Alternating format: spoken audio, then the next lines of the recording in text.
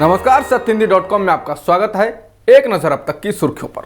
किसान बिल पर किसानों के आंदोलन को देखते हुए केंद्रीय कृषि मंत्रालय ने पंजाब के किसानों संघ कृषि सचिव की एक बैठक बुलाई थी, लेकिन इस बैठक में केंद्रीय कृषि मंत्री नरेंद्र सिंह तोमर मौजूद नहीं थे। इससे नाराज किसानों ने मंत्रालय में ही हंगामा करना शुरू कर दिया और सरकार के खिलाफ जमकर नारेबाजी की। किसानों ने बिल की कॉपी भी फाड़ डाली। मंत्रालय से बाहर निकलते किसानों ने कहा कि वो अपना आंदोलन जारी रखेंगे। बैठक बेनतीजा रही। मुंबई क्राइम ब्रांच ने एक 21 साल के एमबीबीएस छात्र को हिरासत में लिया है। छात्र पर आरोप था कि वो मुंबई पुलिस कमिश्नर परमबीर सिंह के परिवार को सोशल मीडिया और फोन के जरिए धमकियां दे रहा था। पुलिस ने जब छात्र को हिरासत में लेकर पूछताछ की तो पता चला कि वो रिपब्लिक भारत की सुशांत केस पर की गई कवरेज से प्रभावित था और उसी कवरेज से प्रभावित होकर मुंबई पुलिस के कमिश्नर के परिवार को धमकियां दे रहा था। मुंबई क्राइम ब्रांच का कहना है कि ऐसा छात्र ने खुद कबूला है। हालांकि पुलिस कमिश्नर ने छात्र द्वारा माफी मांगने और उसके परिवार की गुजारिश के बाद छात्र के खिलाफ कोई केस दर्ज नहीं कराया है।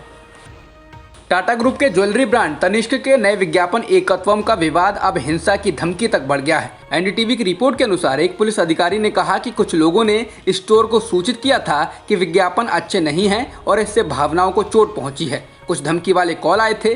पुलिस नियमित रूप से इस इलाके में गश्त कर रही है। हालांकि पहले एनडीटीवी की खबर के मुताबिक स्टोर पर कुछ लोगों ने हमला किया था, लेकिन पुलिस ने हमले की बात से इनकार किया है।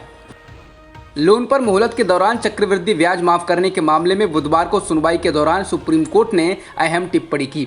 सर्वोच्च न्यायालय ने कहा कि केंद्र सरकार के हाथ में आम आदमी की दिवालिया है। सुनवाई के दौरान सुप्रीम कोर्ट ने केंद्र से पूछा, जिन्होंने 2 करोड़ तक का ऋण लिया है, इसे लागू करने के लिए औपचारिकताएं कब पूरी की जाएंगी। इस पर केंद्र ने जवाब दिया, राहत देने की बाहरी सीमा 15 नवंबर है। सरकार एक बड़ा बोझ उठा रही है, लेकिन हम इस आंकड़े का उल्लेख नहीं कर रहे हैं। सरकार द्वारा दी गई राहत जो भी लागू होगी, ये हो जाएगा।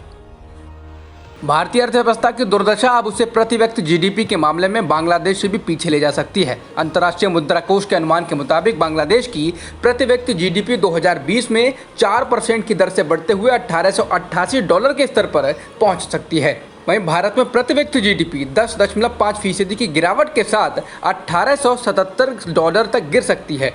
अगर ऐसा होता है तो प्रति व्यक्ति जीडीपी के मामले में भारत दक्षिण एशिया में सिर्फ पाकिस्तान और नेपाल से ही आगे होगा। इसके अलावा बांग्लादेश, भूटान, श्रीलंका और मालदीव जैसे देश भारत से आगे होंगे।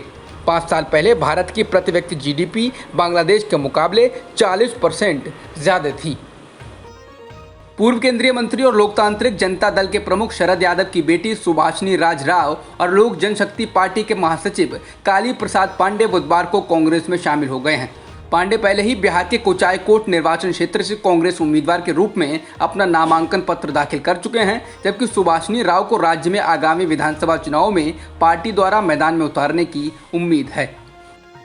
बिहार चुनाव में भाषणबाजी तेज हो गई है। अब बीजेपी के पूर्व अध्यक्ष और केंद्र में गृह राज्य मंत्री नित्यानंद राय ने भाषण में कहा है कि अगर बिहार में सरकार आरजेडी की बनेगी तो कश्मीर में जिन आतंकियों का हम सफाया कर रहे हैं वे बिहार की धरती में आकर पनाह ले लेंगे। ऐसा हम होने नहीं देंगे। प्रधानमंत्री जी, गृह मंत्री जी ने ये जिम्मा हमें सौंपा है।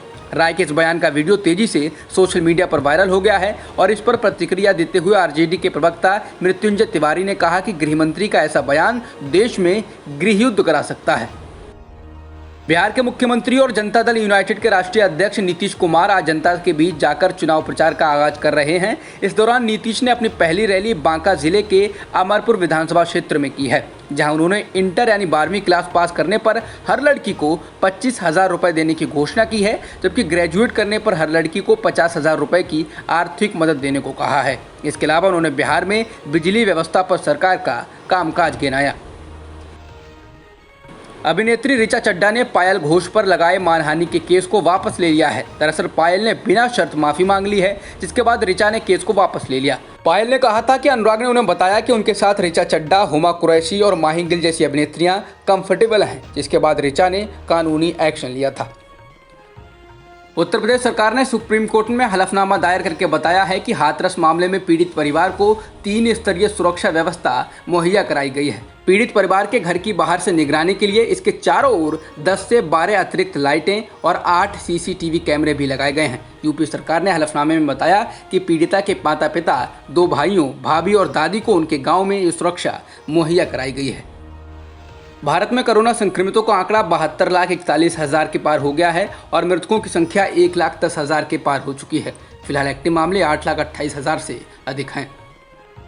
स्वास्थ्य मंत्रालय के हाल ही में किए गए अध्ययन में पता चला है कि कोरोना वायरस 60 साल से कम उम्र वाले लोगों के लिए भी उतना ही खतरनाक है। अध्ययन के मुताबिक भारत में कोरोना के कारण हुई कुल मौतों में से 45% ऐसे लोग हैं जिनकी उम्र 60 साल से कम थी। हालांकि 17 साल से कम उम्र वाले लोगों में मृत्यु दर 1% ही देखी गई है। इसके अलावा वायरस से मरने वालों में से 70% पुरुष हैं और बाकी बची महिलाएं हैं, यानी पुरुषों की अधिक मृत्यु हो रही है। जॉन्स हॉपकिंस यूनिवर्सिटी के अनुसार दुनिया में कोरोना संक्रमितों का आंकड़ा 3,81,00,000 के पार हो गया है और मृतकों की संख्या 10,87,000 के पार हो चुकी है। वहीं वर्ल्डोमीटर्स वेबसाइट के मुताबिक दुनिया में अब तक 2,88,00,000 लोग ठीक भी हो चुके हैं। जॉन्स हॉपकिंस यूनिवर्सिटी के अनुसार अमेरिका में संक्रमितों की संख्या 78,59,000 के पार हो गई है और मृतकों की संख्या 2,15,000 के पार हो चुकी है। इसके अलावा ब्राजील में कुल संक्रमितों का आंकड़ा 51,13,000 के पार हो गया है और मृतकों की संख्या 1,51,000 के करीब है। अब तक की खबरों में इतना ही। बाकी खबरों के लिए बने रहिए सत्यहिंदी.com के साथ।